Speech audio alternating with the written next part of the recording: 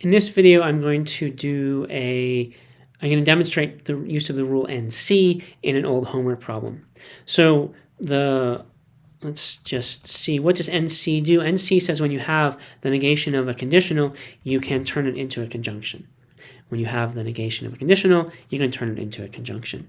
And we're going to use that in the derivation. So let's get the derivation actually set up. So we'll say show the conclusion.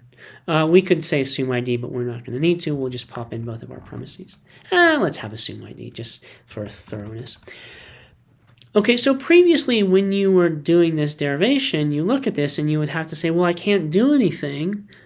No rule application, so the derivation is stuck, so I'd have to do show on -3. And you do assume CD and go from there. Oops. But with NC, it's easier. We can say, let's apply NC to line 3. That gives us a conjunction. Well, conjunctions are easy to use. We split them up.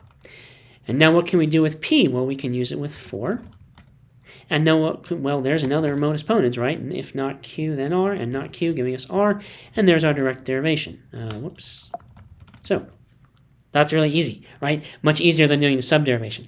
That's why NC is useful. Instead of having to do show on negation with this, we just apply NC to it, giving us a conjunction. And conjunctions are nice and handy because we get two things out of them, and then we see if we can use them, and hey, we can. So that's why we like NC. It's because it lets us skip the show on negation, and it's always nice to skip show on negation. So I would recommend that you try and remember to use NC in that way.